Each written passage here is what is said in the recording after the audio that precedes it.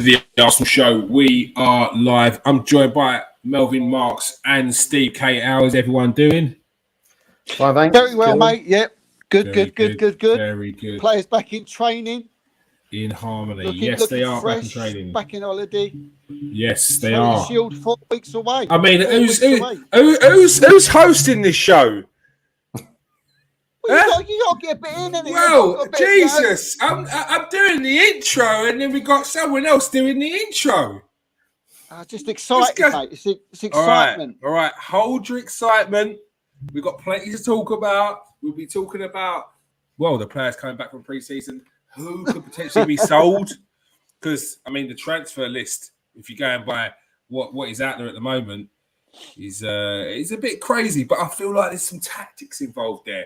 Obviously, there's news that yesterday that came in that Arsenal had agreed a fee by Leverkusen, 25 million euros, 21 million pounds for Granit Xhaka.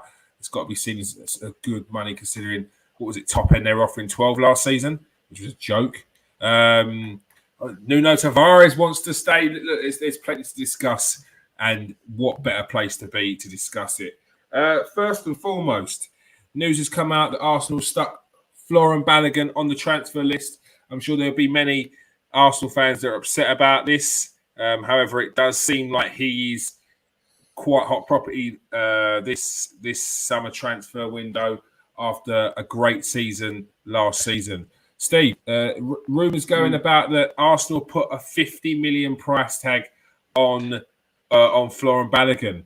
Do you think this is a case that they're with West Ham potentially sniffing around him? They could be upping that price as a playing the game. Yeah, possibly, mate. I mean, rumours is probably the right word. I mean, I'm not too sure, if it is 100% true yet. I've heard a few other things that differs from it a little bit. But if we take it that it is true, then £50 million. Look, I mean, I want Folarin Balogun to stay, but 50 million.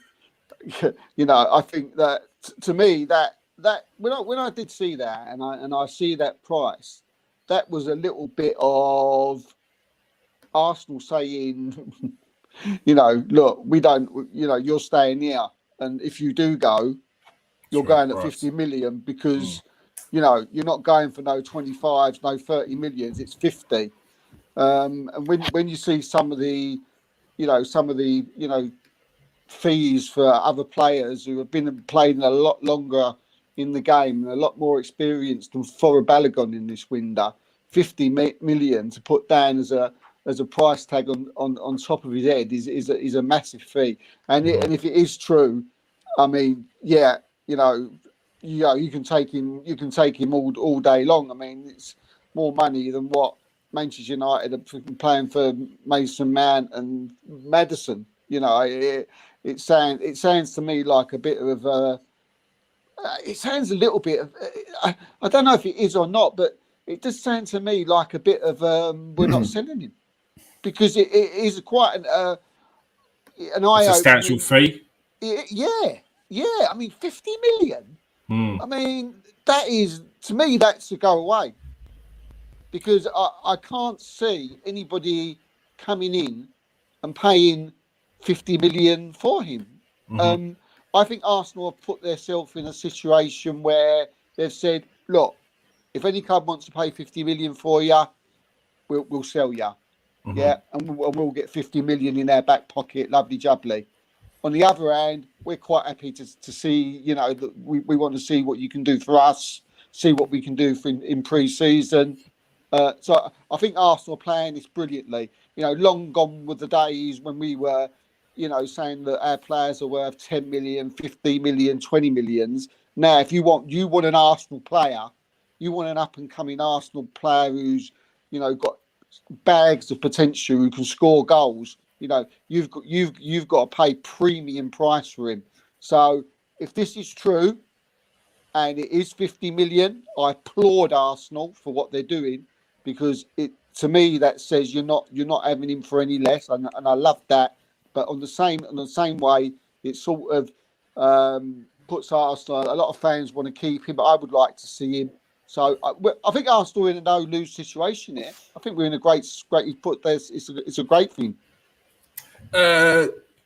Melvin, do you think Arsenal are playing a game here, walled off people that are messed around potentially, and only serious people may bid, or do you think they're seriously this is to ward off any people that are interested in Balogun?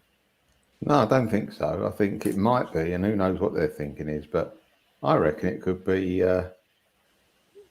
With Balogun, you don't know what you're going to get. What I mean by that is he's untested in the top division, in our top division. How do you value him against other players? It's very difficult because he's not a centre forward as such. He might have a number 9 on his back, but he's not your out and out tall centre forward. He's not your Jesus type centre forward. So there's nothing in the league or Europe to match him against. So therefore, I believe, I could be wrong, that they're going 50 million. Yeah, we'll take 50 million all day long. But if someone thinks they're doing a good deal by getting him for 40, we're more than happy with that as well. If we put him up for 40, they bid us 30. And they may not do it, but to think they're getting a 50 million pound player, and it's only 50 million because we put that valuation on him. It's only what you sell him for that's the truth. So I think there is a little bit there that we will take it, or we're selling. If we're like, I think, Steve, if we're going to get 20, 25 million, we might as well keep him. I agree. But if we put a 50 million price tag on him, and someone goes, you know what, I reckon we can get him for 40, 40. Oh, without a doubt. Take it all day long. The club, and how will they value that? I don't know the buying club. If they do that, and they might, you never know why or how people think, that'll suit both parties. So that could be it. Yeah. I mean, just to go on from that, gentlemen, I mean, are we talking about Eddie staying then? I mean, what's the latest you hear on that? Steve, I know there was a couple of clubs sniffing about. Crystal Palace was a club that was sniffing about. I don't know if you've got any more on that, Steve. Yeah, I've heard nothing on Eddie leaving, and I've heard nobody linked with Eddie going. There's been no talk anywhere. So, as far as I'm concerned, at this moment in time, Eddie Nketiah is I'm staying. Arteta's a big fan of him. You know, he signed him up on a good contract and paying him good wages only last season. So, I don't think Eddie's leaving. So no to that. But just just on Balogun again. I mean, who's going to come in and pay 40, 50 million for Balogun? No one's going to pay 50. I don't think anyway. Yeah, but if we look at it, this is a player.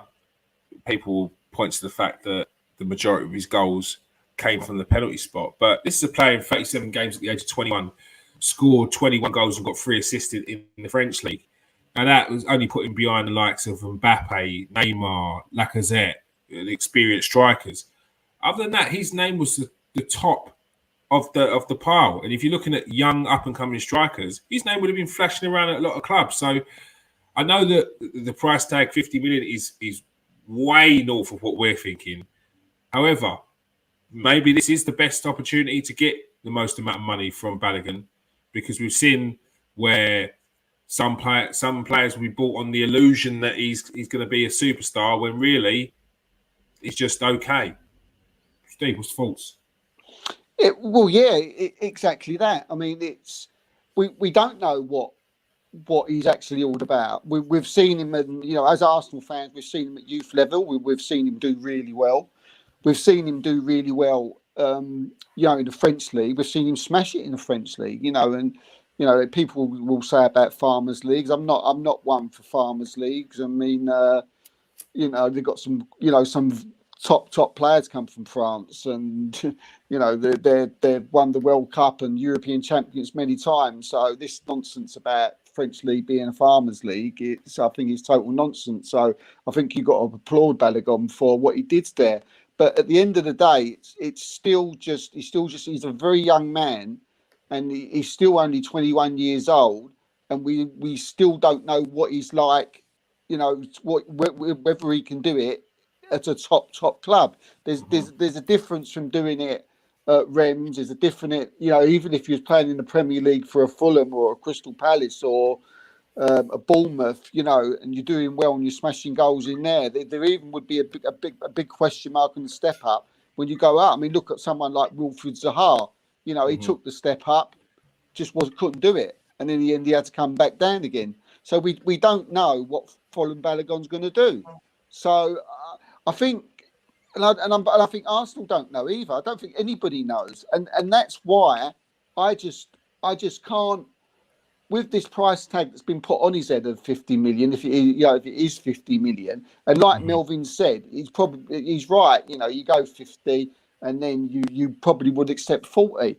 But what club's going to take a risk on him at 40 million pound to put up front for them? That's a lot of money to take. I still think it's a risk.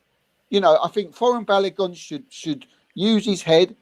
I think whoever his people are should be pointing him in the right direction to slow down a bit, calm down. Stop, not get out your pram or anything like that. But you're still young. Go stay at Arsenal. Get involved with top world class footballers. Learn your trade again. Get into maybe play the odd Champions League game. Maybe play in the FA Cup, and a few Premier League games. And then if you want to leave in the year and 2 years time, then go. Because he could leave Arsenal now, go to another club, and absolutely ruin his career. I've seen many players do it. I think he's got to be very careful, and people have got to revise him. He may be a bit stubborn, Kieran. I don't know. Do you think he's a bit stubborn? And I don't know. You think he's a bit better than what he is? I'm not sure. I'll come back to you on that. I know Melvin wanted to say. I've got that question for you in a second, Steve. Melvin, you put your hand up. You say what? Yeah, I think so. What you said? What clubs would take a chance to spend all that money?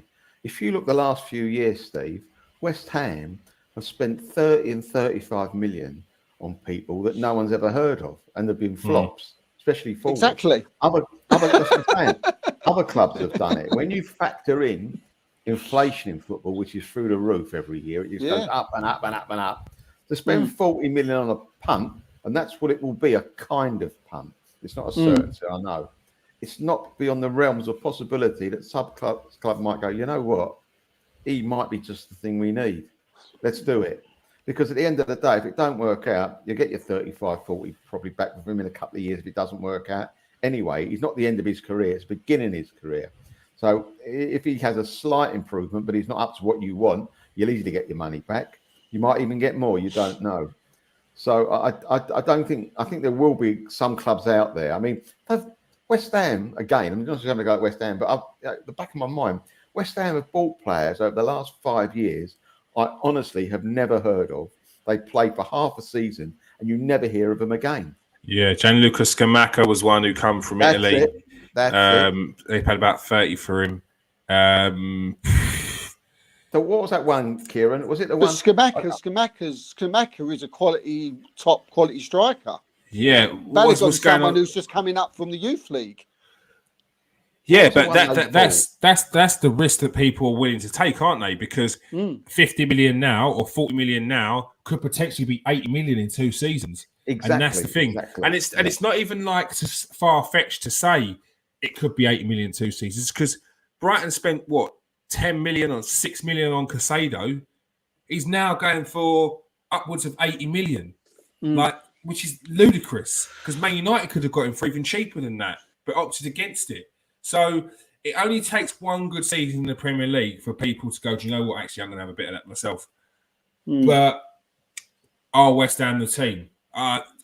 If they are, you try and get as much out of them as possible, because try and get some of that Declan Rice money back. But if Mel, if you both answer me, if you're his agent, if you're his dad, if you're his fan, what are you telling Folarin Balogun to do?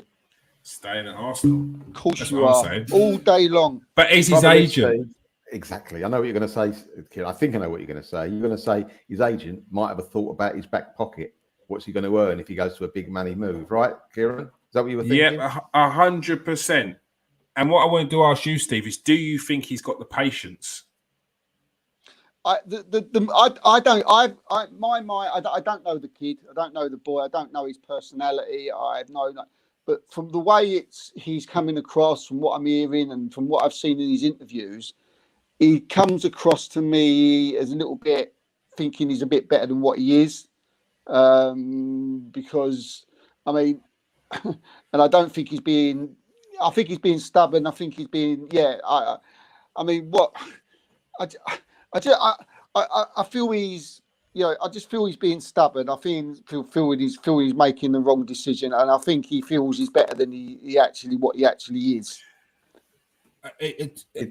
We can only go off outside perception, so we don't know the kid, like you said. So we can only go off what we see, and part of if they don't want us to perceive him in that way, then you have to change the perception of what you're putting out to people. And if you're putting out, for me, what I see is a lot of cryptic clues, attention seeking. That's what I see. That's what I see. Same. And it's not anything against him, because this could be marketing. This could be a way of getting engagement from the fans, keeping them guessing in certain things. But if I'm comparing to what I see of Balogun to the way that Eddie Nketiah has behaved, I'm looking at Eddie Nketiah as a model sort of professional. I'm looking at Balogun and thinking, I don't feel like this kid's got the patience to wait it out the way that Eddie Nketiah did. And if you're him, sorry, Mel. If you're him as a player, it really does absolutely baffle me how he doesn't look at, firstly, let's say the manager and what he's done for other players at Arsenal.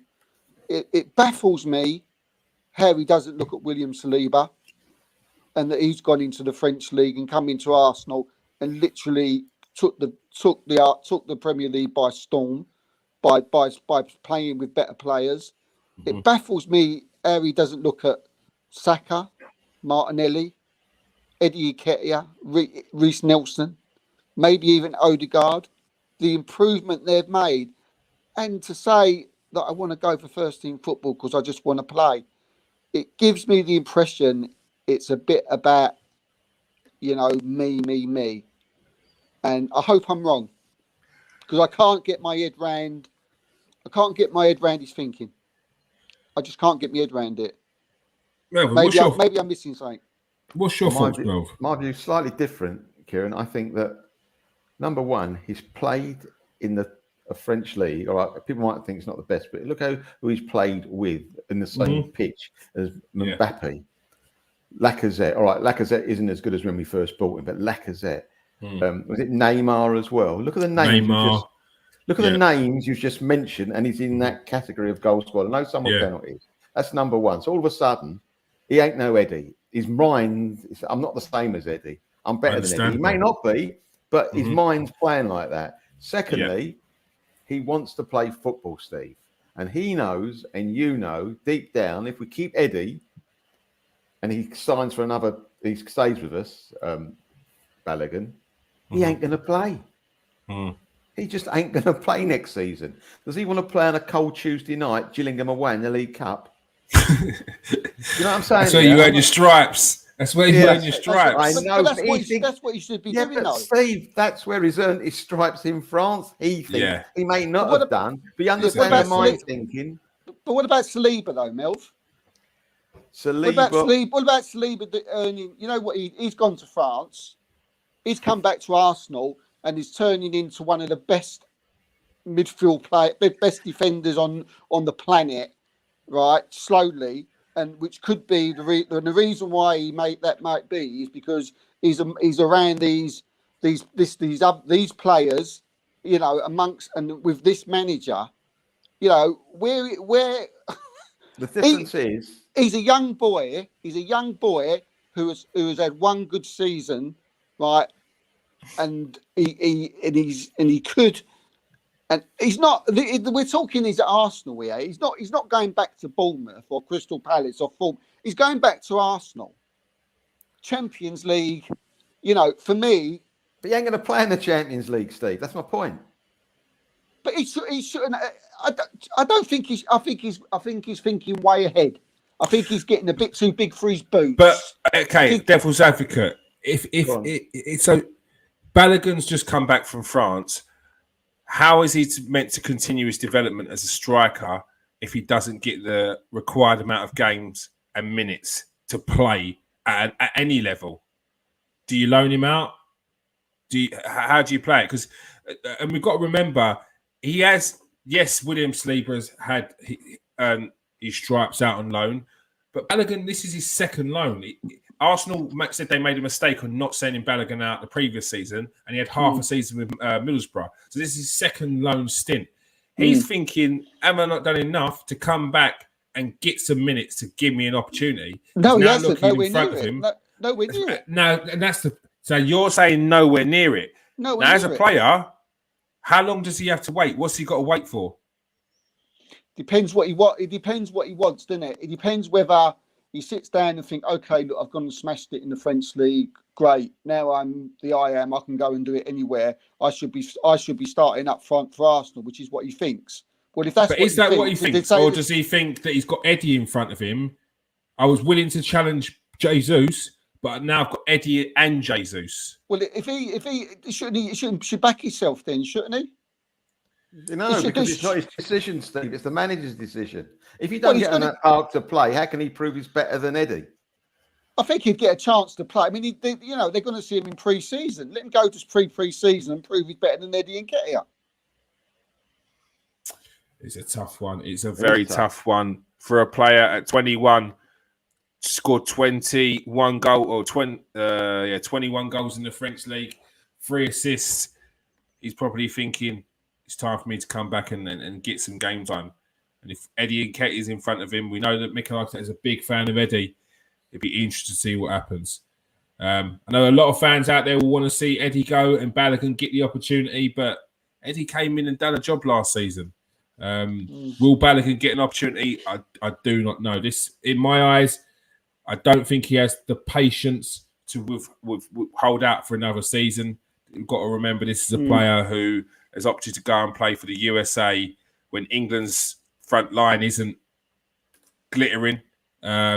So another good season in the Premier League or a good season elsewhere, he could have been knocking on the England door, but he's opted to go for the US. So where do you think he could go to?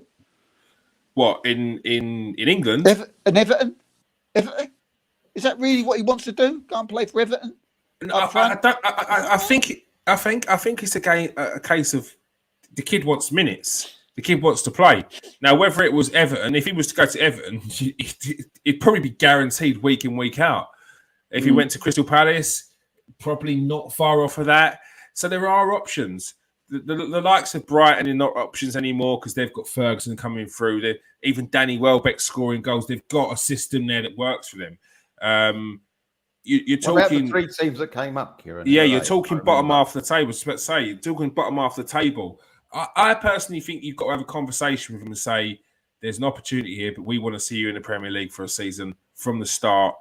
Get a full season under your belt in the Prem, and we'll be talking. But he would have to sign a new deal because it goes down to a year left if he doesn't. So that's the dilemma that we're stuck in. It'd be interesting to see what happens because look, I personally think they put the 50 million on there because it's like they don't want to sell.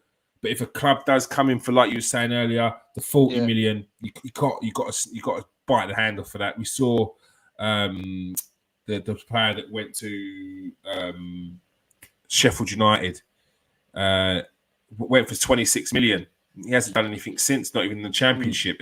And their best striker is a player that's come through the ranks and died. And he's the likes of the top clubs around Europe are after him, and no one's even looking at. Got his name. The one that was at Liverpool. I think. You know what I'm doing? Do you think? I think the way I'm looking, I'm looking at it as like a fatherly figure. I think like the more. I think I'm looking at him. If he was my boy, I would be saying, stay at Arsenal for God's sake. Because if you go somewhere else and arse your career up by having one good year. The only thing is, we've made this mistake before, Steve, with players. I'm not No, saying I'm all he's about gonna the be player like though. that. The player. It's up to him, No, isn't I'm it? It's talking not up to about- no one else. It's not up to It's not up to Arsenal. It's not up to Well, Arsenal. We ain't got no say. It's up to him. You say that, but if But it's a 2-year these are not contract. antiques, these players are not antiques. You can't buy everyone and keep buying them and buying them and buying them. There has to be some you've got to release for the right or wrong reason. I mean, look at like Maitland-Niles. He was a fantastic prospect. No, but what I'm Absolutely saying is they can't fantastic. release him. We though, never Ralph. got a penny for him, Steve. We could have got 2-3 years ago, and it was big money, 25 mil potentially for him. But we says now we can't let him go because what he might do. You can't always get it right. I know, but no, I'm looking at it. I'm looking at it from his point of view as a footballer, not from anybody else's, anybody else's side. From his point of view, I think if Arteta says, look, you know, I want you to stay. I want you to stay here for a year. And if he turns round and says, no, I want to go, I want to leave, I don't want to play here, I want to go and get me, I think he's an idiot. Well, Because, as I say, if he was my boy, I wouldn't even let him out the door.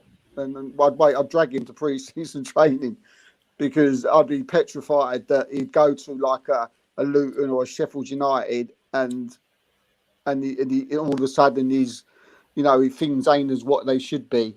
So, you know, I just hope that he would at least say, I would say to him, give us a year, give him a year, give him just one more year. Just let Mikel Arteta play with world-class players. You know, you haven't played with world-class players in France, right? You did well there. Just think how you could do playing with these, you know, internationals, world-class players every single week, or even if you're not playing every week, in training every single week, seeing what they do, seeing what they move, getting their advice, you know, or what do you want to do? Go to Luton, Sheffield United or something like that and listen to them. Yeah, it's the only thing is, as a player at 21, he's probably going to be looking at minutes. So I think the best option for Arsenal is a loan option. The best option for Balogun, who knows? Personally, he's got to continue his development and get minutes. These are some of the most important parts of his career. Is his early years, learning his trade. It's not even. And I hear what you're saying in regards to he could have a bad season, but that is part of his learning. It depends his mentality afterwards, how he takes on that bad season, whether he learns from it. So it's not just the one season; it's how he goes on from there. It's a big season for him, big season for Balogun. And I suspect there's a bit of if the offer's there, we'll take it, but otherwise, you ain't going nowhere. I'm sure Mikel Arteta has said everything that I've just said anyway. You know, to him. So if that doesn't work, then without. All right. Another player who is looking, it said he actually wants to stay. It's Nuno Tavares. His agent came out and revealed that the player wants to stay to fight, despite the defenders facing an uncertain future after returning from Marseille on loan. Nuno Tavares. Melvin, he had a bit of a up and down season when he was first in. He looked raw, a very raw player, but pacey, direct, strong. He kind of fell off a little bit. I think it was around the Liverpool game. He had a bad game and he dropped in confidence big time. Nuno Tavares, you think it's time to cash in on him, or do you think if he wants to stay, give him an opportunity? I think also it was the Liverpool game. I mean, that was a nightmare for a lot of players, that game, wasn't it? I mean, none of them played particularly well. And I think that he got a brunt of it because of the one mistake he made, which led to a goal. And I think, didn't he have a stinker again against Forest in the Cup, like they all did again? Yeah, he did actually. It's good. Yeah, he did. Right, he had I think, and I didn't watch him in France, but I think it was kind of a mirror performance what he had in England to France. He started off in France and England like a world beater. Yeah, he did. What have we got here? I think it's unbelievable. You can't follow him with your eyes. He's so fast. Mm-hmm. He's 2-footed, and he's that. He's up and down, and they can't actually tackle him. Then all of a sudden, he seems to hit a ceiling and keeps bouncing off of it, lower and lower. And the second half of his season in France, he did not have a good season, evidently. He really did go through it. So I don't know about him. I don't know whether he's definitely got something there, gentlemen. There's definitely something about him. But I think where we are at the moment, I don't think we can afford to have might be all rights in the team anymore. I think we've gone past that. We need everyone that's going to be in our squad to do something in our squad. So that when anyone comes into our squad, in our 11 on the pitch, you want to know that they're there, they're ready, they can do the job, and not, well, let's see what he can do. No, those days should be gone for us. All right.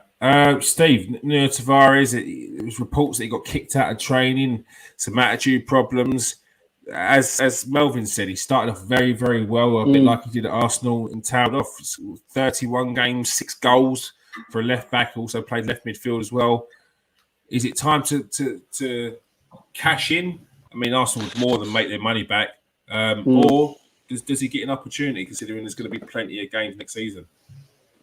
I agree with probably everything Melvin just said then. I mean, look, he started off well. I liked him. I was a big fan of him. But like Melvin said, he started to tail off, and he did the mirror thing in France.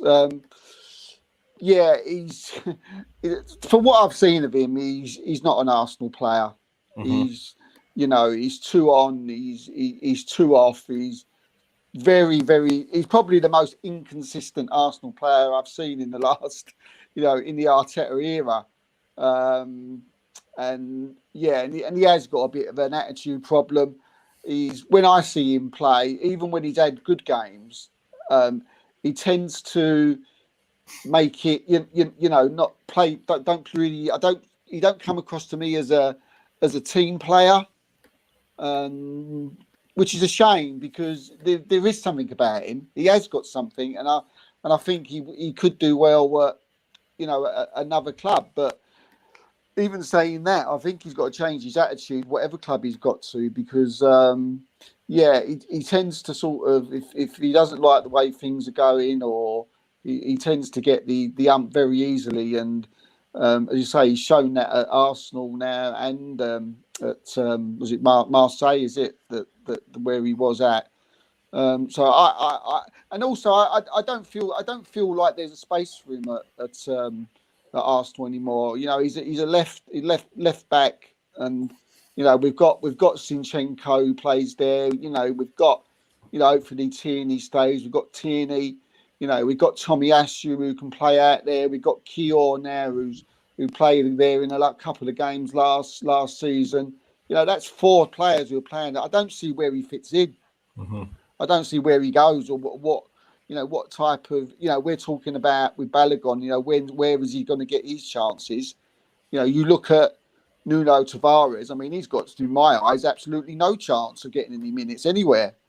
So, I think he's someone that we should move. But I do applaud him for saying he wants to stay. I give him that. But I think it's someone we should move on. Mel, Arsenal paid $7 million for Nuno Tavares in the summer last season. He's touted as his value's now gone up to 18 million. Possibly the best opportunity to cash in. Absolutely. If you can get 18 million for him, it makes another get 18 million in the old Ching box, and also it makes I don't know what wages is on, probably not a lot, but that there's a bit of a saviour there, and also puts less. The squad number comes down a bit. It's just a no-brainer for me. If you can get 18 million to make a profit out of it all, I think thank you very, very much. Didn't quite work out. We look for the next one, and got to do it all day long, Kieran, all day long. And he might be a great player. He might be a good player. When he grows up a bit, he could be a great player, but we can't keep, putting all these players in cotton wool and getting them out in 5 years' time. We can't afford that anymore. Yeah, Steve, it's a player with still some very good raw attributes: pace, power. Yeah, they say you can teach a player to pass, but you can't teach a player the power and the pace. That's a commodity for some teams. Worth selling. Get your money for him now. Yeah, I still sell him. Yeah, but that's the the little man in the back of my head that when we say, like, do we get rid of him?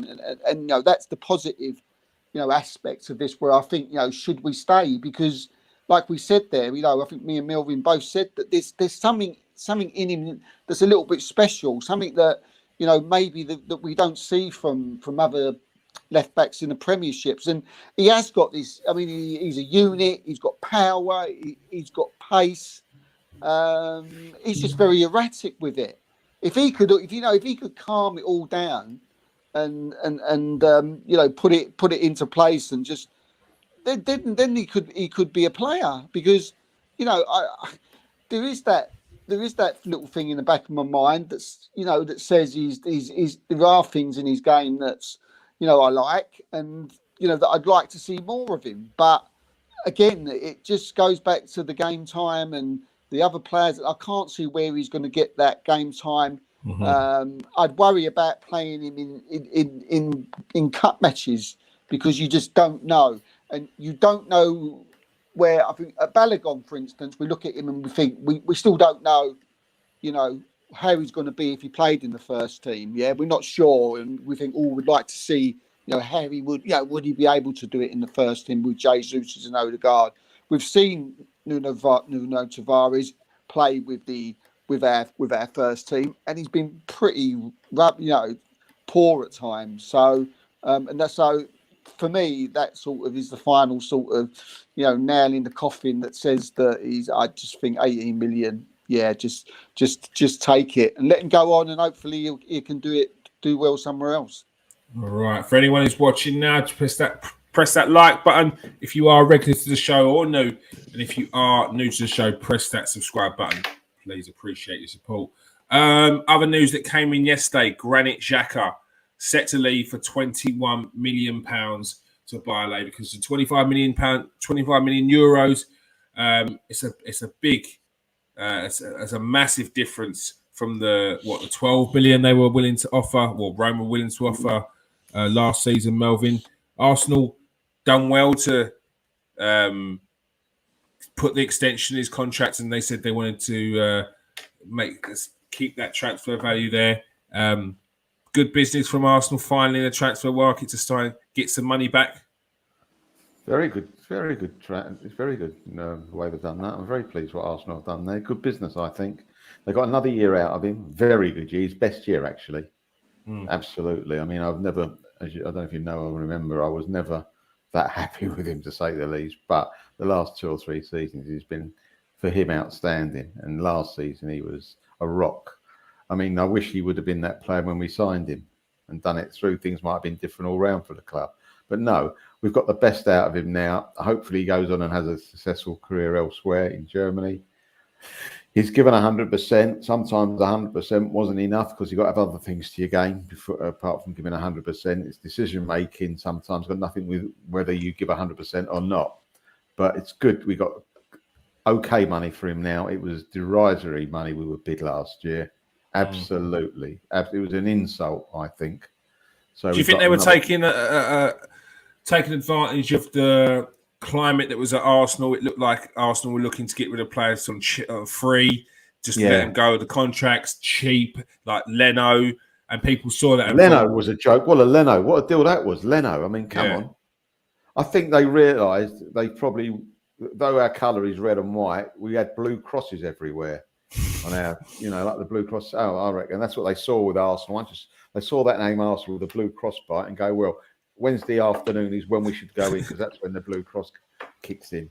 And I mean, some of those deals we've done have absolutely murdered us. And I'm so happy that we're away from that and we've survived it, because I thought it was going to be like something around our neck for the next 5-10 years. It's going to cost us so much money. Because number one, people were taking the mickey out of us, because we were like, help us. Please help us, it seemed to me.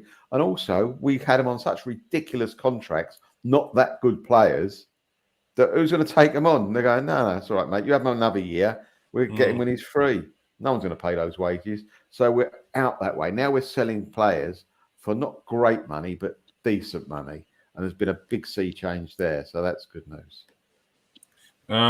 Steve, sad to see Xhaka go, but it's some good money from Arsenal, considering it's the 12 million that was offered last season from Roma. Yeah, much better, isn't it? I mean, when I said the 12 million was an absolute joke, and like Melvin said, it was just derisory. It was just taking the mickey. I mean, he's been, where I've been with Granit Xhaka. I've always liked him, even when people couldn't see, that should I say, people, didn't think he was doing well for Arsenal.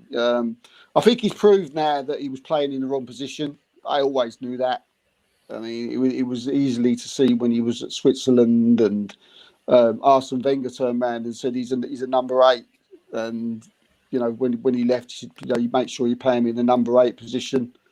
And when they did, you see what Granit Xhaka's all about. And for me, he was one of the best number 8s in the league last year, without any shadow of a doubt. So I think the amount of money that that we're getting is good. And it's good to see Arsenal not messing about anymore. Like Melvin said, people used to take us for a ride, and now if you want one of our players, you've got to pay big money for them, and and rightly so. And long may that continue. And I think it was will. But yeah, I mean, it's sad to see him go. I wish him well. I wish he could be staying another season. I do wish we could keep him in. I think we need him. I think he would have been an asset in the Champions League, to help us through that. But I think he's moving on so Arsenal can move on, because he certainly didn't have to leave. He could have said, I want to stay and play in the Champions League. But I think Arteta had plans on bringing other players in, and Granit Xhaka. I think he's actually put Arsenal first, and I think Arsenal fans should realise that, and respect that for what he's done, because he didn't have to go, and Arteta didn't want him to go. But back to the price, I think it's 21 million euro. For a player of 30 years old, I think it's fair. And as I said, long may it continue. All right. Another player that's set to have talks with Arsenal as the £105 million transfer for Declan Rice edges nearer is Thomas Partey. His agent and representatives are set to sit down. One reason the Ghana international left Atletico Madrid in 2020 was to help Arsenal get back into the Champions League, and now that he has done that, he would like to represent the Gunners in the European elite competition. And there's been a lot of talk around Thomas Partey. Should he stay or should he go now? I'm not even going to cover because none of the youngsters are going to even know that song. Should he stay? Should he go? Arsenal losing Granit Xhaka. There's an argument that, considering Partey's 30, however, he's just turning 30, it's time to sell up if we've got an opportunity.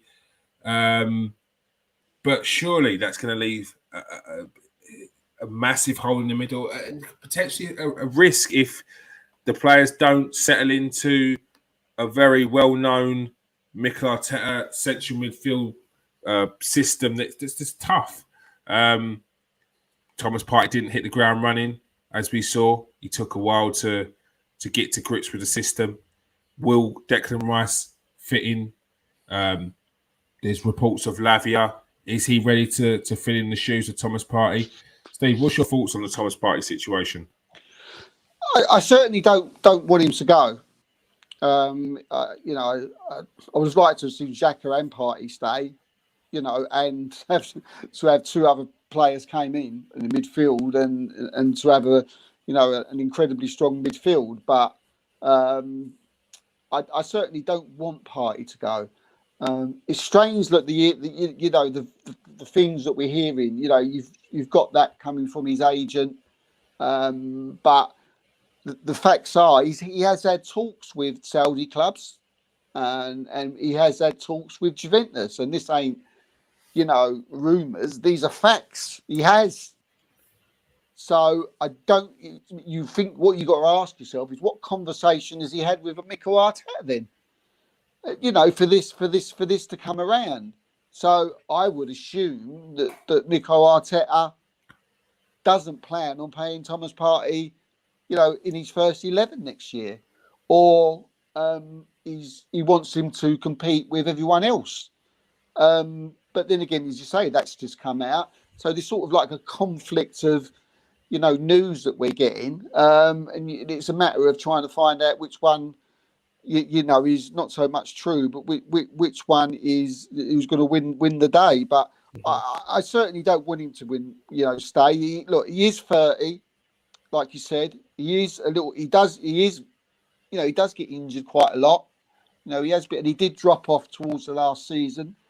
He's not that mobile, but they're the like the negatives. I mean, the positives of Thomas Partey, way outshine the negatives. Do you know what I mean? It's like he brings so much. For me, last year at some points he was the best centre midfield player in the Premier League without any shadow of a doubt. But if you're looking to go forward, is he the man that we're going to want in the centre of our park with Declan Rice? I don't know. I'm not too sure.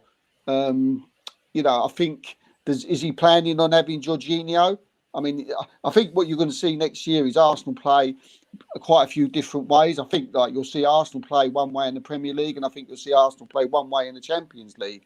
You'll see him playing one way against Sheffield United at home, and then whether you're playing Bayern Munich the following week, you'll see different sides. I think you'll see Jorginho used a lot. Obviously, Rice is probably going to start every week. So what does that, where does that put Partey? You've got Havertz there. Where's he going to play? Is he playing in the 8? Is he going to be a Rice's and Havertz? So all these things put together, it sort of, you can see why these Juventus and Saudi talks are going on. But I don't want him to go. I want him to stay because, like you said, we've still got young players there, and he is a quality footballer. And we don't want to sell our quality footballers, but I still think, would I start him? I would be, if I was Arteta, I'd be looking at different to start every week, or at least have someone, competing with him, and to say, look, Thomas, it's you and Lavia and Rice and Jorginho, and we're going to swap you all around. And that's what I hope Thomas, is happy with. But because of the links and the talks to other clubs, it makes me think he's not, which worries me a bit. Russ says it's certainly better value for Xhaka. Still sad to see him go. Finally proved how vital he was to the first 11. He said it's strange that we could lose both Xhaka and Partey for half of Declan Rice. Not sound business, if you ask me. Melvin, Partey, there's been talks. However, he says he's set for talks with Arsenal to discuss his future. Do you think it's a sound bit of business for Arsenal to sell Partey this season, 2 years left on his contract? Or do you think he should stay for another season at least? Well, before I answer that, can I just say that on his day, he is a fantastic player to watch. Mm-hmm. He seems to be playing the game at a different level to any other player on the pitch. But, and there is a but, he does it when we're on top. I've yet to visualise, and probably people will knock me down for this, that when we're against it, he all of a sudden go from second gear to third and then fourth. He is a wonderful, wonderful player. And you said he dropped off last year, Steve. He did, and he dropped off the year before that. So I think that if we keep him, he's a talented guy. If we keep him, I don't think he'll start many games. I think he'll be the guy to bring on after 60. He's one of those. If we're 1-0 up, all of a sudden we need a bit more possession. We need to slow it down in the midfield, slow the other team down. We play at our pace, and that's what we do because he'd be good at that. Should we sell him? Well, the question I want to ask is, if we get 35, 40 million and we get in a player, I'm not saying we will do, like Lavia from Southampton or a Casido suddenly decides he wants to come.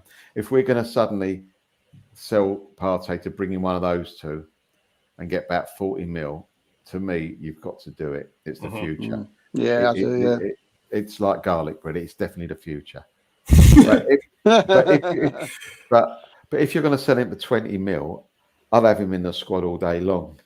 Just do, to come on, as I say, with 20, 30 minutes to go. It's such a shame because there's something about him, but he does make a few mistakes. Yep, he does. Forget that. He does, and he's infuriating when he makes this. He's all of a sudden his brain clicks off. And what I find is disappointing is that when you have someone like Tavares, we spoke about, right? He's made mistakes, but he's a kid, and that you should learn from your mistakes. The guy's 30 and he still makes them. So that's my point on him. I'd love to keep him if we can afford him on the basis of don't worry about the money, boys. Don't worry about the squad, boys, because we've got, we can always bring him on and blah. But I don't know whether that will happen. If we're not going to buy anybody else in midfield, obviously we've got to keep him. If I'd like to see us get an upgrade, and I don't want to show him disrespect because I think on his day he's amazing. Yeah, I think there's a lot of. I don't know. I think because the Rice still looks like it's drawing nearer. I think there's an element in my mind that people have forgotten what Thomas Partey done last season and how integral he was to us being in the top. And I think Steve said it earlier. There was a point where we had the Man United show on, and we was arguing who was better, Rodri, Casemiro, or Partey. Like that was halfway through the season because in the first half he was untouchable. He was absolutely outstanding. But yes, I do agree. There was a drop off at the end of the season. I partly put that down to look. He's just not got the body to play at the tempo, consistency, and sustain that throughout the season. But I do say if you have players in your team who can't do that, then don't play them. Play them in certain games. Play them in important games like. De Bruyne was dropped for a game against Southampton because they had a big game the following, 3-4 days later. We never had that luxury last season. It would be nice to have that luxury and have quality in there. A Rice, a Jorginho, a Partey. Those options. If we could have that for one season at least, just please, one season, give me. And if you look at some of the stats from in comparison to Rice, Xhaka, Odegaard and Jorginho, Partey's up there. And in certain aspects, you probably wouldn't have thought. Progressive carries, he's up there more than Jorginho. That's a massive part of the game. More than Declan Rice, who we brought in. So I think people have written him off too quickly. I'm a massive fan of Partey, and I think that if we can get him in the same team as Declan Rice, Jorginho, It may even save us. Look, Lavia, he looks like an excellent signing, but I don't want us to be in a situation where we're buying a player that has to play that's going to need 2 or 3 seasons or 2 seasons to really be the player that we need. We, as Arsenal fans, that's been what we've been doing for the last 20 years is buying players that could be, will be, and then when they get sold. Because we've not done anything. So I would just like us to be that team that are the ready-made team now. And I think we're not far off of that. A couple of things, though. Like, if... I think... Well, I know this for a fact, but if Tom Partey stays, we're not getting Lavia. Right? Yeah, I don't think we are. No, we're not. It's 100% fact. It's either one. If Thomas goes, then we're not getting Lavia. That's a fact. So you've got the choice, really. As Arsenal fans, what would we rather? So I don't know if you could maybe answer that question, but just like one word answer. But on another point, just quickly, you mentioned Jorginho. We've got Champions League football next year. We're going away to top quality opposition. Would you rather see Jorginho next to Rice, or would you rather see Partey next to Rice?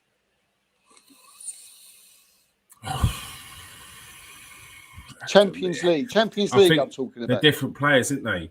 So Yeah, it just depends. I think we've got to look at the situation more of a who we playing as opposed to Where was a necessarily Bayern just or a something? competition. A Bayern, or say it was a top side. I would prefer Jorginho Yeah, because I think he would never ever cross the halfway line. exactly. And Exactly that. For me, I just think, look at the game he had against Newcastle away when their backs were against the wall. He was outstanding. And I don't think he crossed the halfway line that game. He knew what his job was. He's very experienced. He had one thing in mind to stop them playing, and he did it. He got the ball, gave it to Saka or whoever, to go, now you carry on. I've done my job, now you do yours. And that is, in European football sometimes, away to some of the very, very good teams. You've got to admit that, hold on, we're not going to attack these teams so much. We have to take a little step back before we can go forward. So I would have him. Your answer to that, Steve. Yeah, you just want to limit your mistakes, don't you? Yeah, sorry, mate. Go on, please. Yeah, no, but the thing is, the drop off to that is if you do bring in Lavia, you're bringing in Lavia, aren't you? If Jorginho's not available, Lavia's playing. So is Lavia the guy that's ready to go into that position now? Who knows? Look, yeah. How long will it take him to get into that position? We've got to remember also, Caicedo didn't come into the Premier League and hit the ground running. He went on loan for half a season. He didn't get any games for Brighton in the first half. Went on loan to Royal Antwerp in the second half. Came back to Brighton and then smashed it from there on. So it's going to take time for Lavia if he does come in to play into the system. There's no way. I don't see it in the way that Mikel Arteta plays with that number 6, a player of 19 years of age coming in. And he's only is, Kieran. He's only 19. That's a great point, actually. Wow. That's a great point. Wow. That's a great point. It is a great point. Jorginho's injured, and you've got to bring in Lavia against Bayern. Worrying, isn't it? If you ain't got Vardy. Yeah. Well, look, it's a conversation. We'll see once we get into the transfer market later on into the transfer market who Arsenal do buy and whether Thomas Partey does stay. It's nothing's guaranteed. Talks are going on, so we will see. Where was I? Before we go, this one, Paul Merson. Steve's going to be like, Paul Merson. Paul Merson says that Chelsea have not slams Chelsea's summer transfers, stating that it was not good business to sell Mason Mount and Kai Havertz to Arsenal or Manchester United, respectively. He says that why would you sell 2 of your best players to your closest rivals? What's your thoughts on that one, Steve? Best players leaving Chelsea? Yeah, I mean, yes, he's got a point, really, isn't he? Mason Mount, Havertz. I mean, all right, they haven't had the best of seasons, but then again, neither has any Chelsea players. But I think like Chelsea at their best, you would probably end up saying Mason Mount and Kai Havertz would probably be their best players, and the reason why they are doing so well. You look at other players in their team. You look at Mudryk, you look at Felix, you look at Sterling. You look at some of the others in the side that have got there. They haven't got a forward, have they? So they've got Enzo Fernandez, but he's obviously like a DM. So I think he's right. But Chelsea, what Paul probably hasn't stopped to think about is, yes, they're probably their biggest assets, but at the same time, they need to sell players who other teams are going to want to buy, because if they don't, they'll be in a worse situation next season than they are this season. So I think they've had to sell like their 2 best assets, their 2 best players, because to go again and to sort of say, look, Air Pots, look, there's some money, go and do whatever you got to do. And that's what he's doing. And I think I wouldn't be surprised if you're going to see more go. Conor Gallagher's done well for him this last season. And it does look like he's another one that's going. You know, I'm surprised Reece James ain't wanted to get out of there, to be quite honest with you. And someone hasn't had a little cheeky bid for him, test the waters. But yeah, I mean, I feel they had to. I feel they had to get rid of him. I don't think they had a choice. And I think Havertz and Mount were probably in the situation where they said, you know, this is where we want to go. So whether there was something written in their contracts or not, I don't know. But yeah, I think they know that. I don't think they wanted to sell them, but at the same time, I think they had to because, as I say, they. Cool. Yeah, no, I just feel that that they had to, that they had to sell them because how would they get money to go into the pot for transfers this season? They're still up in an R in over Casado. The 80 million's not enough. So, and they're still trying to get rid of players. So, Mel, good business for Chelsea, or like Paul Merson said, it's not good business. He's selling them to your rivals. Paul Merson is a good judge. I know people don't like him. I think he's a very good judge on football. What surprises me that did he actually say that Havertz was one of their best players? He said he sold two of their best players. He sold two of their best players to their rival teams. I don't watch Chelsea every week, but when I have watched them, Kai Havertz, and I think he'd be good for us. I think we can get a lot out of him. So I'm not being bearish on our deal. I think our deal will be fine. Not worried about that at all. But I saw when he was playing for Chelsea, his body language, everything about him, he didn't look that good at all. In fact, I wouldn't have put him. If you said to me 6 months ago, before the season ended, who's Chelsea's best four players, he wouldn't have got near it for me. I don't know how people rate it, but he must be. I mean, Chelsea obviously wanted him, Steve, for example, because they got a lot of money for him, right? They got decent. Every club in the Sun wanted him, I think, before he went to Chelsea. Before he went to Chelsea, I'm talking about since he played for Chelsea. Mount again. Yes, he's a good player. Not my kind of player, but he is a good player. So yeah, I agree with that. And what they had to do, Chelsea, they had a choice. They could either sell some players, which have got to do, or they had to extend part of their ground to get their reserves in for home matches to watch the game. So they had that dilemma. They had to extend their changing room to fit players. Players were sitting on the floor. Players were sitting on the floor. So they had to take some action. I agree. And as you say, Steve, they've got to sell players that are sellable. There's no point trying to sell players that you can't sell. Last question. 65 million pounds. Does it mean he has to start? I'll Steve? start if you like. Go on, Mel. Go on, Mel. Yeah. Go on. 100%. He's got not just because of the money, because we've bought a player that for Chelsea, as I think, wasn't actually doing it. He must have a plan, our manager, why he's spent a decent amount of money on this player. And he's spoken to him. He hasn't said to him, don't worry, I'll play you when in a few games. He must have a plan for him. He must have a plan that he's going to play a certain way. He's picked this player, not because he might be a very good player that happens to play for one of your rivals. He's bought this player to do a job. So you would definitely pick him. He would definitely pick him every week. You'd want to see him every week. Because otherwise, why would he buy him? He's not buying a name. He's buying a play. He's obviously seen something in him that perhaps I haven't, because I don't follow Chelsea that much. But when I have seen him, his body language looked all wrong. He didn't look like he was enjoying himself. So that's true. He clearly wasn't. No, exactly, Kieran. So therefore, I reckon he will be one of the first people on the team sheet. I really do. And we might have to actually change our style slightly to accommodate him. I reckon he will. I was going to ask one question, but I have to ask two. Steve, first. I'll ask you first.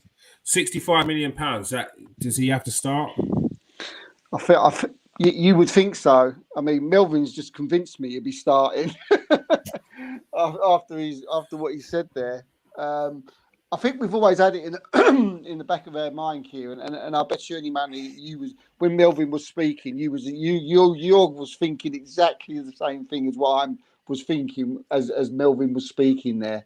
It makes a lot of sense that to play that 65 million, he's obviously got a specific job in mind, and I have to agree with Melvin. And really, that job really tells me he's going in the number 8 position, which I'm sure was in your head, Kieran, as Melvin was speaking. I'll send you to the Tito breakdown, which basically breaks it down. And the guy on there who knows his stuff is saying Kai Havertz is a Michael Ballack. Yes, he can play up front. He can play on the wings. He can play number 10. But he's Michael Ballack. He's Tony Cruz. He's got the passing. He's defensively.